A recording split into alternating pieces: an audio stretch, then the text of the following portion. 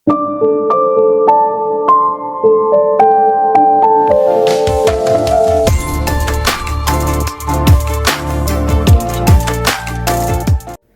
பக்கமாக அந்த தங்கச்சிக்காரி வந்து தேடுறா. கண்டிப்பாக சொல்லணும் இங்கே தான் எங்காவது இருப்பாங்க அப்படின்னு சொல்லிட்டு எல்லாருக்கிட்டையும் சொல்லனாவோட அந்த டிராயிங் இருக்கும் இல்லைங்களா, இந்த பொண்ணை பார்த்துருக்கீங்களா விசாரிச்சுட்டே இருக்காங்க. அப்போ அந்த 3 பேரில் ஒருத்தன் வந்து சொல்கிறான், கண்டிப்பாக கிடைக்க மாட்டாங்க, அந்த பொண்ணு இங்கே தான் இருப்பான்னு உங்களுக்கு எப்படி தெரியும்? இல்லை எனக்கு தெரியும். அது மட்டும் இல்லாமல் கொஞ்சம் கிண்டல் பண்ணி பேசிட்டு போய் தங்கச்சிக்காரி கோவப்பட்டு சொல்வா, ஏன்னா தங்கச்சிக்காரி இந்த நாட்டோட இளவரசி அப்படிங்கிறது உங்களுக்கு தெரியாது. அவள் என்ன சொல்லுவான்னா, நான் நினச்சேன்னு வச்சுக்கோங்க உங்கள் கூட்டத்தையே அழிக்க முடியும், ஒரு வார்த்தை போதும், ஆனால் நான் அமைதியாக இருக்கேன், அதனால் நீங்கள் அதை அட்வான்டேஜ் எடுத்துக்காதீங்க அப்படின்னு சொல்லிட்டு யோசிக்கிறா. என்னால் நல்லாவே வந்துட்டு உணர முடியுது, கண்டிப்பாக இளவரசரும் சொல்லனாவும் ஒன்றா தான் இருக்காங்க. ஆனால் எங்கே இருக்காங்க, யார் ட்ராப் பண்ணாங்க, என்ன ஏதுன்னு ஒன்றுமே பெருமை முழிச்சிட்டு இருக்கிறப்போ இந்த பக்கம் அரசரை தான் காட்டுறாங்க. அந்த லீயோட மந்திரியார் வந்து பேசிகிட்டு இருக்காங்க இல்லையா, அவர் வந்து சொல்லிட்டார் இல்லையா, இந்த மாதிரி எங்கள் நாட்டில் வந்துட்டு இளவரசர் இல்லை அப்படிங்கிறத சொல்லிட்டாங்க. ஆனால் அதுக்கு முன்னாடி இவர் அந்த வார்த்தையை கொடுக்கறதுக்கு முன்னாடி சில விஷயங்கள் வந்து அரசர்கிட்ட கேட்டிருப்பாங்க. அது என்னன்னா, நான் உங்கள் நாட்டு இளவரசர் எங்கே இருக்காங்க அப்படின்னு நான் சொல்கிறேன், ஆனால் அதுக்கு நீங்கள் எங்களுக்கு என்ன கொடுப்பீங்க அப்படிங்கிறப்போ இவருக்கு கோவம் வந்துடும். இப்போ போயிட்டு எல்லாம் பார்கெயின் பண்ணிட்டு இருக்கீங்க அப்படிங்கிற சமயத்தில் அரசர் இருந்துட்டு சரி என்ன வேணும் அப்படிங்கிறாங்க. எங்கள் அரசர் வந்து உங்கள் நாட்டுக்கு வந்துட்டாரு, ஏதோ ஒரு தப்பு பண்ணிட்டாரு, உங்கள் இளவரசர் நல்லபடியாக எங்கே இருக்காரு அப்படிங்கிறத நான் சொல்கிறேன். நீங்கள் கண்டுபிடிச்சதுக்கு அப்புறமாக எங்கள் நாட்டு அரசர் லீயை வந்து நீங்கள் ஒன்றும் பண்ணாமல் விட்டுணும், அந்த வாக்குறுதி கொடுங்க அப்படிங்கிறாங்க. அரசரும் சரி அந்த வாக்கை நான் கொடுக்குறேன், நான் வாக்கு கொடுத்துட்டேன்னா அதை மீற மாட்டேன், எனக்கு என் பையன் இளவரசர் பத்திரமா கிடைச்சிட்டான் அப்படின்னா உங்கள் அரசரை நான் எதுவும் பண்ண மாட்டேன், ரிவெஞ்சும் எடுக்க மாட்டேன், இளவரசர் பிடிச்சி வச்சுட்டு என்னை பிளாக்மெயில் பண்ணதுக்கான எந்த ஆக்ஷன் எடுக்க மாட்டேன், நீங்கள் வந்து அதை நம்பலாம் அப்படின்னு சொல்லிடுவாரு. அதுக்கப்புறம் இந்த லீயோட மந்திரியார் வந்துட்டு சொல்லுவாங்க, இதை பாருங்க, என்னதான் என் அரசர் பண்ணுறது தப்பாகவே இருந்தாலும் என் அரசருக்கு தான் நான் லாயலாக இருப்பேன், அதனால இது எல்லாத்தையும் கேட்டேன். உங்கள் இளவரசர் வந்து உங்கள் நாட்டில் தான் இருக்காங்க, அதுவும் தலைநகரில் தான் இருக்காங்க, கைவிடப்பட்ட ஒரு வீட்டில் தான் இருக்காங்க அப்படிங்கிறாங்க. அந்த வீடு எங்கே இருக்குது அப்படின்னு கேட்குறதுக்கு, எங்களை மன்னிச்சிருங்க, அந்த வீடு எக்ஸாக்டாக எங்கே இருக்குங்கிறது எனக்கே கூட தெரியாது, ஏன்னா எங்கள் அரசர் எல்லா டீட்டெயில்ஸையும் நம்பி எல்லாருக்கிட்டையும் சொல்ல மாட்டார், எனக்கு இந்த அளவுக்கு தான் தெரியும், இப்போ நீங்கள் உடனே உங்கள் ஆட்களை அனுப்பிச்சா கூட கண்டுபிடிச்சிடலாம், ஆனால் அந்த தலைநகருக்குள்ளே தான் கைவிடப்பட்ட ஒரு வீட்டில் இருக்காரு அப்படின்னு சொல்லிடுவாங்க. அரசருக்கு இப்போ பதட்டமாக தான் இருக்குது, ஏன்னா ஏற்கனவே 3 நாள் மேலே போயிடுச்சு, இதுக்கப்புறமாக தேட ஆரம்பித்தாலும் கைவிடப்பட்ட வீடுங்கிறது இந்த ஊரில் எத்தனையோ இருக்கும், ஒவ்வொரு இடமா போய் தேடிட்டு இருக்கணும் இல்லையா, தேடுறதுக்கு நேரம் ஆக ஆக சாப்பாடு இல்லாமல் தண்ணி இல்லாமல் குளிரில் இளவரசருக்கு என்ன ஆச்சு ஏதாச்சும் அப்படின்னு சொல்லிட்டு பதுக்குன்னு இருக்குது. அது மட்டும் இல்லாமல் சொலனா கூட இருக்கா அப்படிங்கிறது அரசருக்கு தெரியாதுங்க. சொலனா அவளோட ஃப்ரெண்டு வீடு, உடம்பு சரியில்லாத ஃப்ரெண்டு வீட்டில் தான் இருக்கான்னு நினச்சிட்டு இருக்காங்க. உடனே பேண்டை சேர்ந்த மாஸ்டர் எல்லாரும் வந்து அசைன் பண்ணிடுறாங்க, நம்ம தீ மாதிரி வேலை செய்யணும், நம்ம தலைநகரில் இருக்கிற இடுக்கில் எந்தெந்த வீடெல்லாம் வந்து கைவிடப்பட்டிருக்கோ அந்த எல்லா வீடியோ சர்ச் பண்ணுங்கன்னு சொல்கிறாங்க. கூட பாடி கார்டும் வந்து சேர்ந்துக்கிறாங்க. நாம இப்படியே இதே உடையில போகக்கூடாது, நம்ம மக்களோட மக்களாக கலந்து தான் தேடணும், அப்போ தான் மக்கள் பதட்டம் அடைய மாட்டாங்க, நம்ம ஈஸியாக தேட முடியும் அப்படின்னு சொல்லிட்டு வராங்க. இங்கே தங்கச்சிக்காரி நைட்டு ஃபுல்லாக 1/2 மணிக்கே போக மாட்டான், தேடிக்கிட்டே இருப்பா. அவள் தேடுறதுக்கான மிக முக்கிய காரணம் என்ன தெரியுங்களாங்க, இளவரசர் மேலே இருக்கக்கூடிய அன்போ அக்கா அவனை சொல்லனா மேலே இருக்கக்கூடிய அன்போ கிடையாது. நாம தான் ஃபர்ஸ்ட் இளவரசரை கண்டுபிடிக்கணும், இளவரசரை கண்டுபிடிச்சிட்டோம் அப்படின்னா அரசரோட மனசை நம்ம ஜெயிச்சிடலாம், அரசர் நம்மளை தான் நம்புவார் அப்படிங்கிற மைண்ட் செட்டு. நைட்டு ஃபுல்லாக போகாமல் இருக்கா அப்படின்னா பிரச்சனை அங்கே யாருக்கு, மெய்டுக்கு. இந்த தங்கச்சிக்காரி இடத்துல மேடு தான் வச்சுட்டு வந்திருக்காங்க, அவளுக்கு வந்து பதக்குன்னு இருக்கு. ஐயோ என்னாச்சு, நைட் ஃபுல்லாக இந்த இளவரசி வரவே இல்லையே, எனக்கு பயமா இருக்கே, யாராவது திடுதுப்புன்னு வந்துட்டு என்ன பண்றது, நைட்டு ஃபுல்லாக இளவரசி தூங்குறாங்கன்னு சொல்லி சமாளிச்சுக்கலாம், பகல் என்ன பண்றதுன்னு தெரியாம இருக்கு. இந்த பக்கம் இந்த தங்கச்சிக்காரி கூட தான் இருக்கா, விடுறதுக்கு அப்புறமாக சாப்பிட்டு தான் வேலை செய்வோம்னு சொல்லிடுறாங்க. ஆனா தங்கச்சிக்காரிக்கு மைண்ட்ல நம்ம கண்டுபிடிக்கணும்னு இருக்கு. நைட்டு ஃபுல்லா அங்க மாஸ்டரும் அவங்க பேண்டை சேர்ந்த ஆட்களும் அந்த பாடி கார்டு அப்படின்னு சொல்லிட்டு எல்லாருமே கைவிடப்பட்ட வீடோ ஒன்னா தேடிக்கிட்டே இருக்காங்க. இந்த தங்கச்சிக்காரி சாப்பிட்டது போதும் எழுந்து வாங்க அப்படின்னு சொல்லிட்டு தேடுறதுக்காக கிளம்பிட்டான். இந்த பக்கம் காலையில் ஆயிடுச்சு, விடிஞ்சிருச்சு. எகெயின் வந்து இளவரசியை பார்க்கறதுக்காக ஜின்மு வந்திருக்காங்க. இளவரசி ஜின்மு வந்திருக்காங்க அப்படின்னு சொல்லிட்டு மெய்டெல்லாம் வந்து சொல்ற சமயத்தில் என்ன பண்றதுன்னு தெரியல. ஒரு ஸ்டேஜுக்கு மேலே உள்ள இருந்து எந்த ஒரு சவுண்டும் வரல. இது இளவரசி இன்னும் தூங்கிட்டு தான் இருக்காங்க போல இருக்கு. நீங்க போங்க ஜின்மு அப்படின்னு சொன்னாலும் வெளியே இருக்கிற மெய்டு சொல்றது கேட்காம ஜிம்னுவே கதவை திறந்துட்டு உள்ள வர, டக்குனு திரும்பி நின்னுப்பா.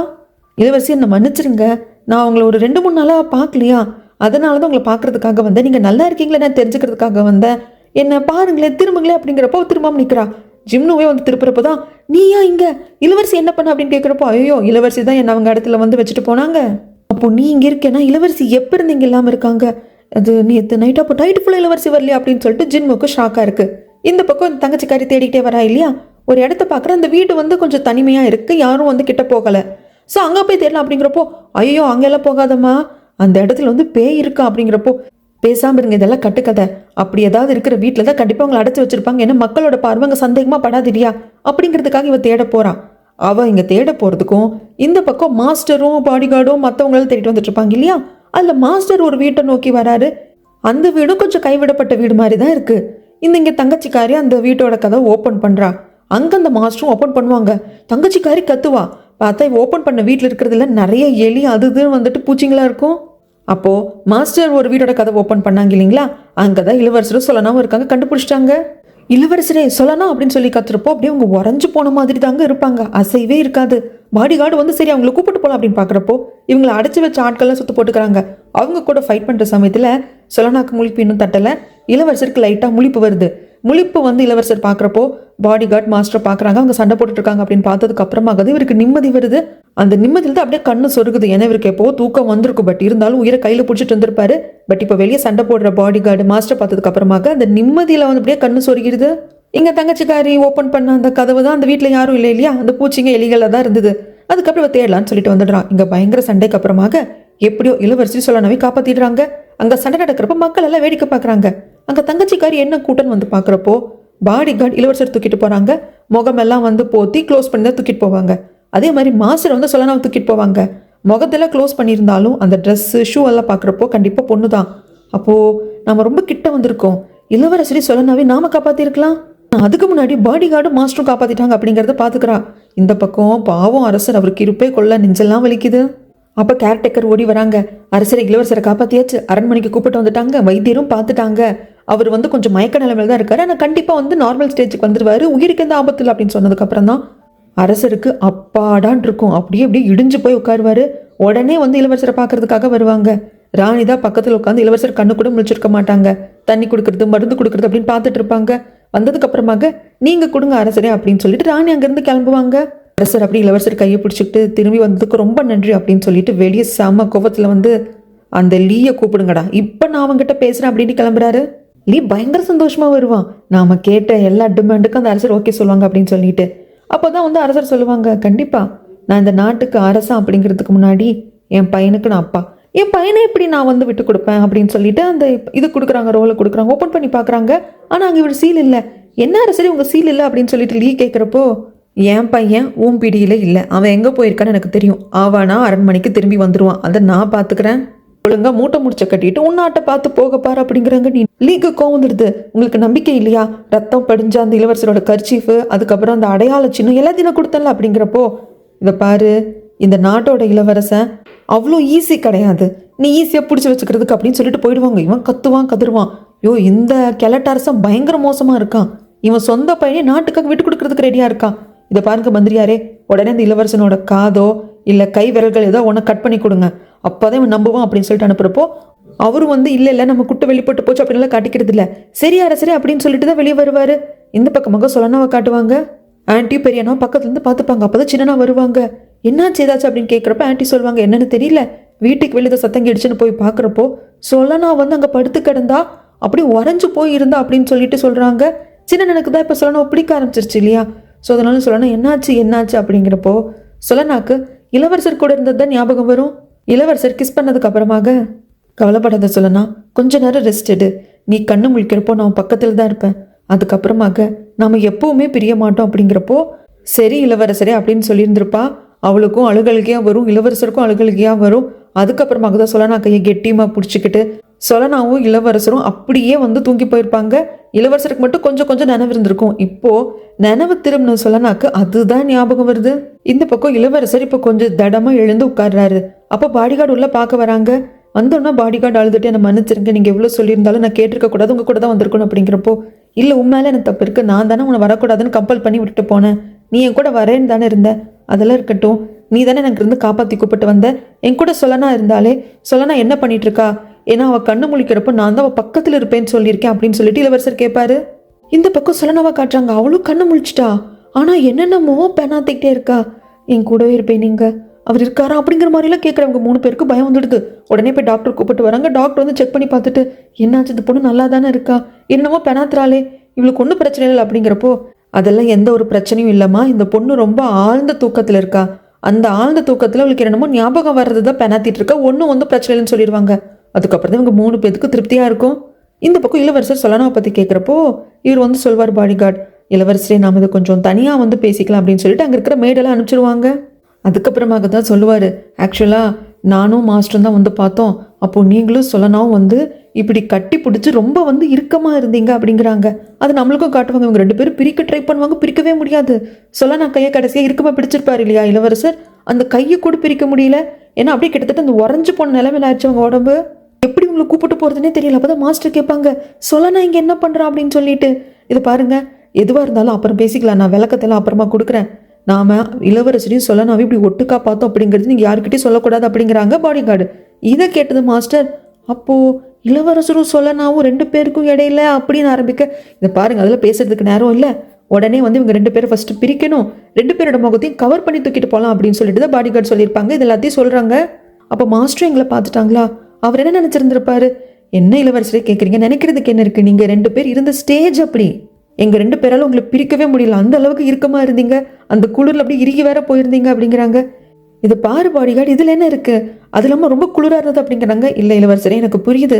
அது மட்டும் இல்லாமல் வேற யாரும் இதை பற்றி பேசாமையும் எதுவும் தப்பாக நினைக்காம பார்த்துக்கிறேன் அப்படிங்கிறப்ப, இல்லை தப்பாக நினைக்கிறதுக்கு என்ன இருக்குது? எனக்கு சொல்லனாவும் பிடிச்சிருக்கு. சரி, அதெல்லாம் ஒரு பக்கம் இருக்கட்டும். சொல்லனா எப்படி இருக்கா அப்படின்னு கேட்குறாங்க. இல்லை, நான் எனக்கு தகவல் வந்துடுச்சு, சொல்லனா நல்லா இருக்கா. அவள் எவ்வளோ டஃப்பான பொண்ணு அப்படிங்கிறது உங்களுக்கே தெரியும்.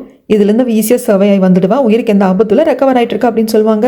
அதுக்கப்புறம் தான் இளவரசருக்கு உயிரே வந்த மாதிரி இருக்கும். போகிறப்போ கூட பாடி கார்டு சொல்லிட்டு போவாங்க, இதுக்கப்புறமாக நீங்கள் எனக்கு கொன்று போட்டால் கூட பரவாயில்ல அப்படின்னு சொல்லிட்டு, நீங்கள் வேண்டான்னு சொன்னால் உங்கள் கூட தான் நான் வருவேன் அப்படின்னு சொல்லிட்டு தான் வெளியே போவார். இந்த பக்கம் சொல்லனாவ தான் காட்டுறாங்க. அவள் எழுந்து தெம்பா உட்காந்து கிட்டத்தட்ட 4 பிளேட்டு சாப்பாடு சாப்பிட்டுட்டா. ஆன்ட்டி பேனு பார்ப்பாங்க, இன்னொரு தட்டு வேணுமா சொல்லணும்னு கேட்குறப்போ, கொடுங்க ஆன்ட்டி அப்படின்பா. இதை பார்க்குற ஆன்ட்டிக்கு, பொதுவாக இந்த அளவுக்கு உடம்பு சரியில்லாமல் போகிறவங்களுக்கு பசி எடுக்காமல் போயிடும், ஆனால் நீ டிஃப்ரெண்ட்டு சொல்லணும் அப்படிங்கிறாங்க. ஏன் ஆன்ட்டி, உங்கள் சமையல் செம்மையாக இருக்குது, நீங்கள் சமைச்சிக்கிட்டே இருங்க, நான் சாப்பிட்டுக்கிட்டே இருப்பேன் அப்படிங்கிற சமயத்தில், பரவாயில்ல பரவாயில்ல சாப்பிடு அப்படின்ட்டு பொண்ணு மாதிரி பார்த்துட்டு சாப்பாடு கொடுப்பாங்க. அதுக்கப்புறமாக சொல்லனா தூங்க ஆரம்பிப்பாளா. சொல்லனாக்கும் இளவரசர் ஞாபகம் தான் வரும், இளவரசருக்கும் சொல்லனா ஞாபகம் தான் வரும். ஐ லவ் யூன்னு சொன்னது, கிஸ் பண்ணது அப்படின்னு சொல்லிட்டு 2 பேரும் அதை தான் யோசிப்பாங்க. இளவரசருக்கு தான் என்ன பண்ணும் அப்படிங்கிறது நல்லா ஞாபகம் இருக்கு. ஆனால் சொல்லனாக்கு கனவு மாதிரி இருக்கே, ஆனால் அது உண்மையாக தானே நடந்தது, நிஜமா இளவரசர் தானே அதை பண்ணாரு அப்படின்னு சொல்லிட்டு யோசிச்சுட்டு இருக்கா. அதுக்கடுத்த நாள் இளவரசர் வந்து நல்லா தெம்பாயிட்டாரு, ரெடியும் ஆயிட்டாரு. அந்த இடத்துக்கு மந்திரியார் வராங்க. எப்படி இருக்கீங்க இளவரசரேன்னு கேட்குறப்ப, நான் நல்லா இருக்கேன். இத்தனை பிளானையும் பண்ணது அந்த எதிரி நாட்டு அரசனான லீ தானே, அவனுக்கு நான் தான் சர்ப்ரைஸ், அவனை பார்க்க போகலாம் அப்படின்ட்டு கிளம்புறாங்க. அதுக்கு முன்னாடி இவன் கேட்டிருப்பான் இல்லையா அந்த லீ, நான் வந்து அந்த அரசரை நம்ப வைக்கணும், ஸோ இளவரசரோட காதையோ கைவிரலையோ அறுத்துட்டு வாங்க அப்படின்னு சொல்லிட்டு இந்த மந்திரியார் கொண்டு வந்து வைக்கிறாங்க. இதில் இருக்கிறது வந்து அந்த இளவரசனோட காது அப்படிங்கிறாங்க. அவ்வளோதான், இதை பார்த்ததுக்கு அப்புறமா தான் உனக்கு புத்தி வரட்டும் அப்படின்னு சொல்லிட்டு அதை எடுத்து கொண்டு போய் அரசர்கிட்ட கொடுக்குறாங்க. நம்பவே இல்லைல்ல, பாருங்க உங்கள் பையனான இளவரசரோட காது இதில் தான் இருக்குது, இதுக்கப்புறமாவது நம்புங்க, இதுக்கப்புறமா வந்து லேட் ஆகிடலாம், உயிரை காப்பாற்றுறதுக்கு நான் கொடுத்த பேப்பரில் சீல் வச்சு கொடுங்க அப்படிங்கிற சமயத்தில் அதை ஓப்பன் பண்ணி பார்த்தா அதில் இருக்கிறது பன்னியோட காது. அதை எடுத்து காட்டிட்டு, இது என் பையன் இளவரசனோட காதா அப்படிங்கிற சமயத்தில் இந்த லீக் என்ன பண்ணுறதுன்னு தெரியல. அப்போ அங்கே இருந்துட்டு நம்ம இளவரசர் வருவார். என்ன மிஸ்டர் லீ, என்னோட கைவிரல் வேணுமா உங்களுக்கு அப்படின்னு வந்து நிற்கிறப்ப இளவரசரை பார்த்துட்டு இந்த லீக்கு ஷாக் ஆகிடுச்சு. இல்லை, நான் உன்னை வச்சுருந்தேனே, நீ ஏன் பிடியில் தானே இருந்த, ஏன் கட்டுப்பாட்டில் தானே இருந்த அப்படின்னு யோசிக்கிறப்போ அரசர் சொல்லுவார், இதை பாருப்பா, என் பையன் நல்லபடியாக வரணும் அப்படிங்கிறதுக்காக உன்னோட உயிரை உனக்கு பிச்சையாக கொடுக்குறேன் அப்படின்னு சொல்லிட்டு உன் மந்திரியார்கிட்ட நான் டீலிங் பேசிட்டேன், அதனால தான் நான் உன்னை உயிரோட விடுறேன். இப்போ எங்கள் நாட்டிலிருந்து நீ உயிரோட போகிறதுக்கு எந்த ஒரு பிரச்சனையும் இல்லை, ஆனால் அதுக்கப்புறம் உயிருக்கு எந்த ஒரு உத்தரவாதம் இருக்குமோ அப்படின்னு எனக்கு தெரியாது. இதுக்கப்புறமாக என் நாட்டு மக்கள் மேலேயோ இல்லை உன் நாட்டில் இருந்துட்டு வாழ முடியாமல் புலப்பெயர்ந்து வந்த உன் நாட்டு மக்கள் மேலேயோ என் பையன் மேலேயும் உன் கைப்படக்கூடாது, அப்புறம் என்ன நடக்கும்னு எனக்கு தெரியாது அப்படிங்கிறப்போ லீயோட மந்திரியார் வந்து மண்டி போட்டு மன்னிப்பு கேட்பாங்க. அரசரே என்ன மன்னிச்சிருங்க, உங்கள் நலனுக்காக தான் இதை பண்ண அப்படின்னு சொல்லிட்டு மன்னிப்பு கேட்பாங்க. இங்கே சீனை அப்படியே கட் பண்ணால் இந்த தங்கச்சிக்காரியை தான் காட்டுறாங்க. அவள் யோசிச்சுக்கிட்டே இருக்கா. இளவரசரை முன்னாடி தூக்கிட்டு போனாங்க, இளவரசரோட முகம் மூடி இருந்தாலும் கண்டுபிடிக்க முடிஞ்சுது. பின்னாடி போனது கண்டிப்பாக சொல்லனாவாக தான் இருக்கணும். அந்த ஷூஸ் எல்லாம் பார்க்குறப்ப என்னால் கண்டுபிடிக்க முடிஞ்சுது. இல்லை அது ஒரு பொண்ணு அப்படிங்கிறப்ப சொல்லனாவாக இருக்கிறதுக்காக தான் வாய்ப்பு இருக்குது அப்படின்னு சொல்லி யோசிச்சுட்டே இருக்கிறப்போ மெய்டு வந்துட்டு இந்த மாதிரி இளவரசர் ட்ரிப்பு முடிச்சுட்டு நல்லபடி திரும்பி வந்துட்டாரு அப்படின்னு சொல்கிறாங்க. இளவரசர் கடத்தப்பட்டார் அப்படிங்கிறது அரண்மனையில் இருக்கிற வேறு யாருக்குமே தெரியாமல் பார்த்துக்கிறாங்க. அந்த சமயத்தில் இந்த இளவரசியை பார்க்கறதுக்காக ஜின்மும் வராங்க. இளவரசி வந்துட்டு மெய்டை வந்துட்டு நீ போ, எங்கள் நான் 2 பேரும் தனியாக பேசணும் அப்படின்னு சொன்னதுக்கப்புறமா அந்த மெய்டு போயிடுவா. அந்த சமயத்தில் ஜின்மு வந்துட்டு கேட்பாரு, என்ன பண்ணிட்டு இருக்கீங்க இளவரசி அப்படிங்கிறப்போ, நீங்கள் எனக்கு கொடுத்த பிளான்ட் வந்து டக்குன்னு வந்து பூக்க மாட்டேங்குது, அதனால் அதை பார்த்துக்கிட்டே இருக்கேன் அப்படிங்கிற சமயத்தில், இதை பாருங்க இளவரசி, அதிகப்படியான தண்ணி, அதிகப்படியான சூரிய வெளிச்சம், அதிகப்படியான காற்று இதெல்லாம் கொடுத்தாதான் அது நல்லா வரும் அப்படிங்கிறாங்க. ஏதோ பொடி வச்சு பேசுகிற மாதிரியே இருக்கே அப்படிங்கிறப்போ, இதை பாருங்க, ஏற்கனவே மந்திரியார் மேலே நீங்கள் ஒரு பழியை போட்டிருக்கீங்க, அதில் அரசர் உங்கள் மேலே கோவமாக இருக்காங்க, இன்னும் அரசர் வந்து உங்களை பார்க்கறதுக்கு பேசுறதுக்கு கூப்பிட்டவில்லை, நீங்கள் பார்க்க போனாலும் அக்செப்ட் பண்ணல, இதுக்கப்புறம் ஏதாவது பிரச்சனை அப்படின்னா அரசரே உங்களை கைவிட்டுருவாரு, அது எனக்கு தெரியும் ஜின்மோ. அப்படியெல்லாம் தெரிஞ்சிருந்தும் எதுக்காக நைட்டு ஃபுல்லாக நீங்கள் பேலஸ் எல்லாம் வெளியே என்ன பண்ணிட்டு இருந்தீங்க, உங்கள் இடத்துல மேடை விட்டு போனீங்க, அப்படி நீங்கள் என்னதான் பிளான் பண்ணுறீங்கன்னு தயவுசெய்து என்கிட்ட சொல்லிடுங்க. நான் என்னோட மனசையும் தயார்படுத்திக்கிறேன், உங்களுக்கு ஹெல்ப் பண்ணுறதுக்கு என் மைண்டையும் தயார்படுத்திக்கிறேன் அப்படின்னு சொல்லிட்டு ஜிம்மு போயிடுவாங்க. இந்த பக்கமாக அந்த லீ கடும் கோபத்தில் இருக்காங்க. அப்போ அந்த லீயோட மந்திரியார் வர்றப்போ செம கோபத்தில் கப்பை தூக்கி எரிஞ்சிருவான். அந்த மந்திரியார் மேலே இல்லை, செவரு மேலே தான். அரசரே என்னை மன்னிச்சிருங்க, உங்கள் உயிருக்கு எதுவும் ஆகக்கூடாது அப்படிங்கிறதுக்காக தான் நான் எல்லாத்தையும் இந்த அரசர்கிட்ட சொன்னேன். ஆக்சுவலாக அவங்க ரொம்ப ஸ்ட்ராங்காக இருந்தாங்க. நம்ம நாட்டில் இளவரசர் இல்லை அப்படிங்கிறத கண்டுபிடிச்சிட்டாங்க. இங்கே இருக்கிற நம்மளோட ஆட்களை ஒவ்வொன்றவங்க பிடிக்க ஆரம்பிச்சிட்டாங்க. அவங்க வச்சிருக்கிற பேண்டும் ரொம்ப ஸ்ட்ராங்காக இருந்தது. அப்படிங்கிறப்போ இதை நான் நம்ப சொல்கிறேன் அப்படிங்கிறாங்க. நீங்கள் வேணா கேட்டு பாருங்க, நம்ம வச்சிருந்த நிறைய ஆட்கள் காணாமல் போயிட்டாங்க. விட்டுருந்தா இன்னும் ஒரே நாளில் அவங்களே கண்டுபிடிச்சிருப்பாங்க. ஆனால் அப்படி அந்த இளவரசர் அவங்களே கண்டுபிடிச்சிட்டாங்க அப்படின்னா கண்டிப்பாக உயிருக்கு உத்தரவாதம் கிடையாது. நம்ம தனியாக வந்திருக்கோம், காத்து கூட கூப்பிட்டு வரல, என்ன வேணா நடந்திருக்கலாம். அதனால தான் இந்த டீலிங்கை பேசினேன். இப்போ அவங்களுக்கு இளவரசர் பத்திரமா கிடைச்சிட்டாங்க. அதுக்கு நான் தகவல் கொடுத்ததுனால, உங்களை எதுவும் பண்ணக்கூடாதுன்னு நான் கேட்டுக்கிட்டதுனால உங்கள் உயிருக்கு எந்த ஆபத்தும் வராது அப்படிங்கிறாங்க. என்ன ஈஸியாக நடந்துச்சு? அந்த அரசன் நம்ம கிட்ட இருந்து ஒரு ஊரை கேட்டிருக்கான், அந்த பார்டர்ல இருக்கிற அந்த ஊரை விட்டு கொடுக்க சொல்லி கேட்டிருக்கான். அப்படிங்கிறப்போ இதை பாருங்க, ஏற்கனவே அந்த ஊரை நீங்கள் பெருசாக கண்டுக்கிறது இல்லை, அது நம்ம கொடுக்கல, எந்த பிரச்சனையும் இல்லை. அதை மட்டும் கொடுத்துட்டு இப்போ இங்கிருந்து போயிடலாம். அதுக்கப்புறம் உங்களுக்கு வார் வேணும், இந்த அரசன் கூட போர் தொடுக்கணும் அப்படின்னா நம்ம நாட்டுக்கு போயிட்டு எதா இருந்தாலும் யோசிச்சுக்கலாம் அப்படிங்கிறாங்க. ஸோ இந்த லீயை சும்மா விடுற மைண்ட் அரசருக்கு கிடையாது. அதனால தான் தன் பையனான இளவரசரை பிடிச்சு வச்சதுக்காக ஒரு பெனால்ட்டி மாதிரி அந்த பார்டரில் இருக்கிற அவங்க ஊரை எங்களுக்கு கொடுத்துடுங்க, எங்கள் நாட்டோட நாங்கள் இணைச்சிக்க போகிறோம் அப்படின்னு சொல்லியிருப்பாங்க. வேற வழியில் லீ கொடுத்து தான் தீரணும். ஏன்னா இந்த நாட்டுக்குள்ளே உட்காந்துருக்கான், இளவரசரை பிடிச்சி வச்சு பயங்கரமாக கேமும் விளையாண்டுருக்கான். கொஞ்சம் விட்டுருந்தா இளவரசர் உயிருக்கே ஆபத்து வந்திருக்கும் இல்லையா? ஸோ வேற வழியில் இவன் கொடுத்துட்டு போய் தான் தீரணும். அதுக்கப்புறமாக சொல்லனாவும் கிளம்பிட்டு ஆண்டி கேட்குறாங்க, உடனே வேலைக்கு போகணுமா அப்படின்ட்டு. இல்லை, எனக்கு 5 நாள் தான் ஆண்டி லீவ் கொடுத்துருக்காங்க, நான் நல்லா தானே இருக்கேன், கிளம்பணும் அப்படின்னு சொல்லிட்டு வந்துடுறா. வந்ததுக்கு அப்புறம் தான் ராணிக்கு ரொம்ப சந்தோஷமா இருக்கு. இவங்க எல்லாரும் பொறுத்த வரைக்கும் சொல்லனா தனக்கு உடம்பு சரியில்லாத ஃப்ரெண்டை பார்க்கறதுக்காக 5 நாள் லீவ் எடுத்துட்டு போய் திரும்பி வந்திருக்கா அப்படிங்கிறது மட்டும் தான் தெரியும் தவிர்த்து வேற எதுவும் தெரியாது. இளவரசரை பார்க்கணும் போல இருக்கு, தள்ளி நின்று இளவரசரை பார்த்துக்கிறா. அவர் நல்லா இருக்கார் அப்படின்னு தெரிஞ்சதுக்கு அப்புறம் தான் சந்தோஷமா இருக்கு. இளவரசர் நல்லா இருக்கார் அப்படிங்கிறத பார்த்துட்டு சொல்லனா போக அது சொல்லனா தானே அப்படிங்கிற மாதிரி இளவரசரும் பார்த்துக்கிறாங்க. ஸோ நீயும் நல்லா தான் இருக்க, உனக்கு எந்த பிரச்சனை இல்லை அப்படின்னு சொல்லிட்டு இளவரசரும் பார்த்து தெரிஞ்சுக்கிறாரு. அதுக்கப்புறமாக சொல்லனா வர்றப்போ இதுக்கால இந்த தங்கச்சிக்காரி வருவா. அதுக்கப்புறமாக 2 பேர் தனியாக பேசுகிற சமயத்தில், ஆமாக்கா உன் ஃப்ரெண்டு எப்படி இருக்காங்க, நல்லா இருக்காங்களா? கொஞ்சம் தேறியிருக்கா, இன்னும் முழுசாக தேரல, இன்னும் நல்லா தேர வேண்டியது இருக்கு உடம்பு அப்படிங்கிறாங்க. உன் ஃப்ரெண்டு பேர் என்னன்னு கேட்குறது, எல்லாத்துக்கும் எப்படியாவது ஒரு பேர் சொல்லி சொல்லனா சப்பை கட்டிட்டா. ஆனால் மனசுக்குள்ளே சொல்கிறா, என்னை மன்னிச்சிருமா நான் உங்ககிட்ட போய் சொன்னதுக்கு, எல்லாம் நம்ம நல்லதுக்காக தான் அப்படின்ட்டு மனசுக்குள்ளே சொல்லிக்கிறான். தங்கச்சிக்காரி, நீ ஏன் என்கிட்ட போய் சொல்லிட்டு போன? யார் அந்த மங்கா? அந்த மங்காவை நீ தேடி போகிறதுக்கான காரணம் என்ன அப்படின்ட்டு இன்னும் மங்காங்கிறது யார் அப்படிங்கிறது தங்கச்சிக்காரிக்கு தெரியல. ஆனால் அந்த மங்காங்கிறது யார் கண்டுபிடிக்கணும் அப்படின்னு சொல்லிட்டு மனசுக்குள்ளே தங்கச்சிக்காரி நினச்சிக்கிறா. இந்த பக்கமாக மாஸ்டர் தான் காட்டுறாங்க. இறந்து போன சாடோவோட திங்ஸ் எல்லாத்தையும் இருக்கிறப்போ ஒரு சுருக்கு பையில ஒரு மோதிரம் இருந்திருக்கும் இல்லையா? இந்த மோதிரம் என்ன ஏதுங்கிறது நம்மளுக்கு தெரியும், ஆனால் மாஸ்டருக்கு தெரியாது. அந்த மோதிரத்தை எடுத்துட்டு தாலமா பார்க்குறாங்க. சாடோ இறந்ததுக்கு அப்புறமாக அவன் திங்ஸ் எல்லாத்தையும் இருக்கிறப்ப இந்த மோதிரத்தை நான் பார்த்தேன். இந்த மோதிரம் வர்ணத்தோட சம்மந்தப்பட்டிருக்குமோ அப்படின்னு சொல்லிட்டு எனக்கு தோணுது. எனக்கு இது பார்க்கறதுக்கு காஸ்ட்லியாக இருக்கு. இவன் இதை மட்டும் பத்திரப்படுத்தி வைக்க வேண்டியதுக்கான அவசியம் என்னன்னு எனக்கு தெரியல.